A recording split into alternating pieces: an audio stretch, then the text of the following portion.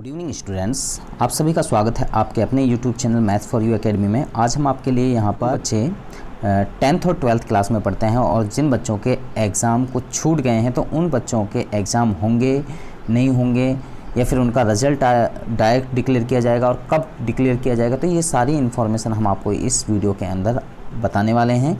तो सभी बच्चे इस वीडियो को एंड तक ज़रूर देखें ताकि पूरी इन्फॉर्मेशन आपको समझ में आ जाए, क्योंकि अगर आप इस वीडियो को स्किप करके देखते हैं तो आपको जो इन्फॉर्मेशन हम देना चाहते हैं वो इन्फॉर्मेशन आपको पूरी नहीं मिलेगी।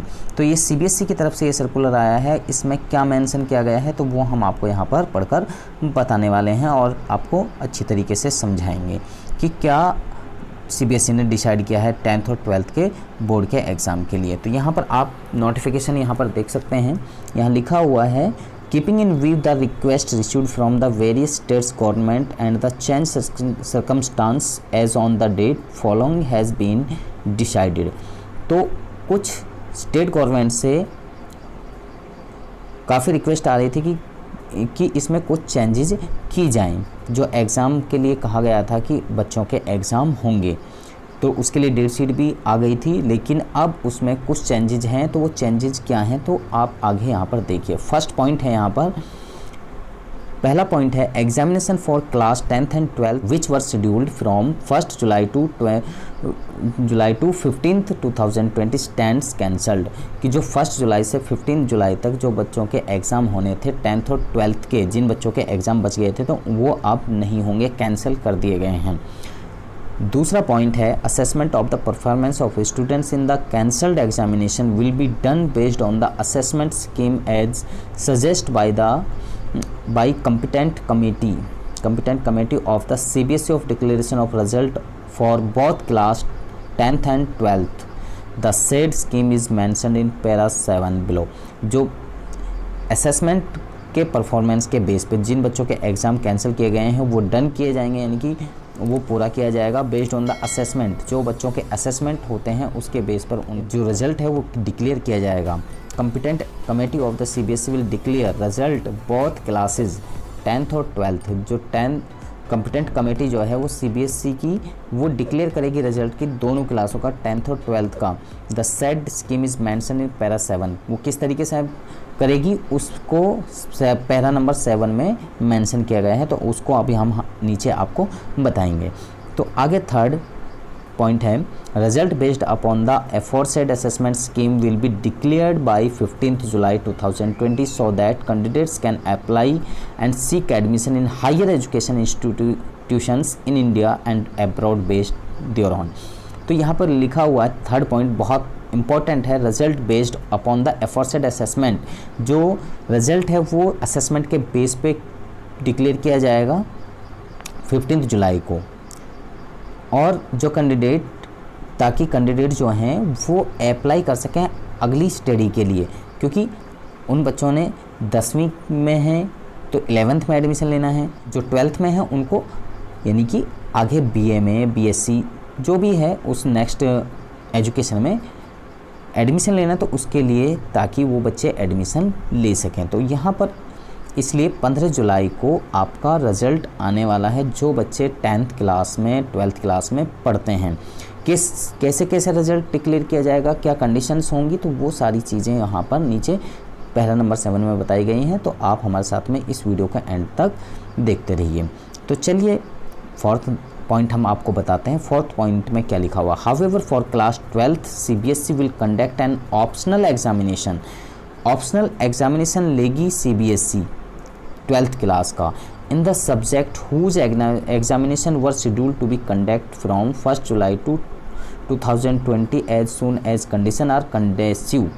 जैसे कंडीशन ठीक होगी तो उन बच्चों के एग्ज़ाम लिए जाएंगे। जो ये शेड्यूल है अभी इसमें नहीं लिए जाएंगे। As assessed and decided by the central government, और उसको सेंट्रल गवर्नमेंट डिसाइड करेगी। Candidate whose result will be declared based on the assessment. जिन बच्चों का रिजल्ट असेसमेंट के बेस पे आएगा will be allowed to appear in these optional examination. और वो बच्चे इन ऑप्शनल एग्ज़ाम में पेपर दे सकते हैं, अपियर हो सकते हैं टू इम्प्रूव दियर परफॉर्मेंस, अपनी परफॉर्मेंस को इम्प्रूव करने के लिए।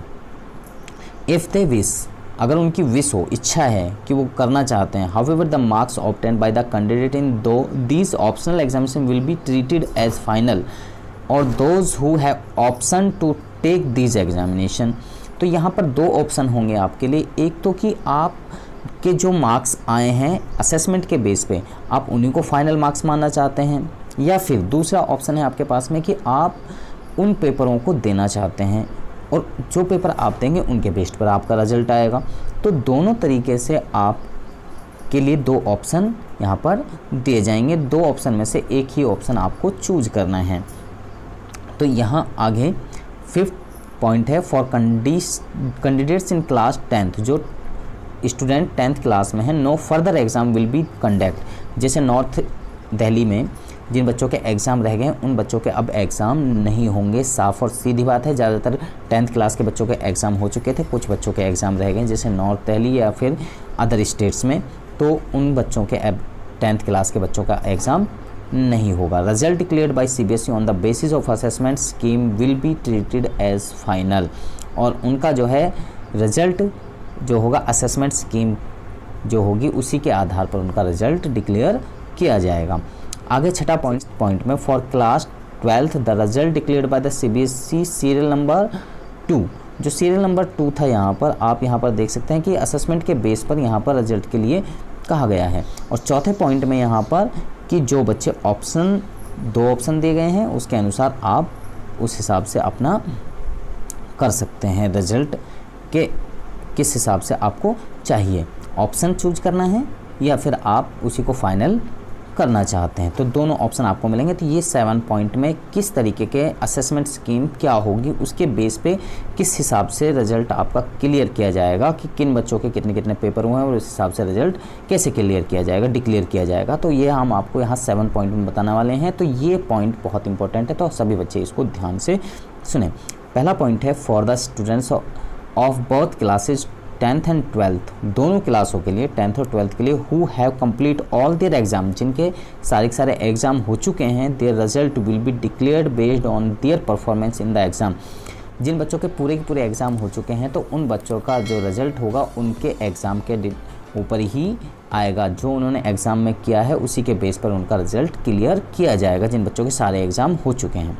दूसरा point, for students who have appeared in the examination in more than 3 subjects, जिन बच्चों के 3 से ज़्यादा सब्जेक्टों के पेपर हो चुके हैं, चाहे 10th हो चाहे 12th, 3 सब्जेक्ट से ज़्यादा सब्जेक्ट्स के पेपर अगर हो चुके हैं बच्चों के, तो the average of marks obtain in best 3 performance subject, जिन सब्जेक्ट्स में आपकी परफॉर्मेंस 3 सब्जेक्ट में सबसे ज़्यादा बेस्ट आएगी उसी के आधार पर subject will be awarded in the subject whose examination have not been conducted.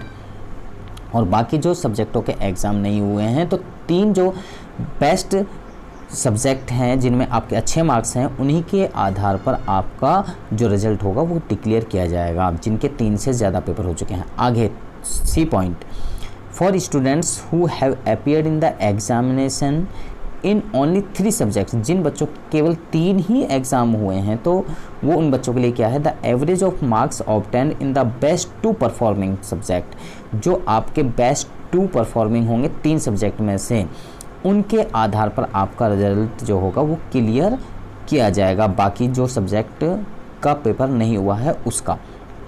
आगे चौथा पॉइंट है आपका D, there are very few students of class 12th, कुछ स्टूडेंट्स बचे हैं जो 12th क्लास के, मेनली फ्रॉम दिल्ली, जो ज़्यादातर दिल्ली के हैं, who have appeared in the examination in only 1 और 2 सब्जेक्ट्स, जिन बच्चों के केवल 1 और 2 सब्जेक्ट के पेपर ही हुए हैं उन बच्चों के लिए क्या है, their results will be declared based on performance in appeared subjects and performance in internal, practical, project, assessment.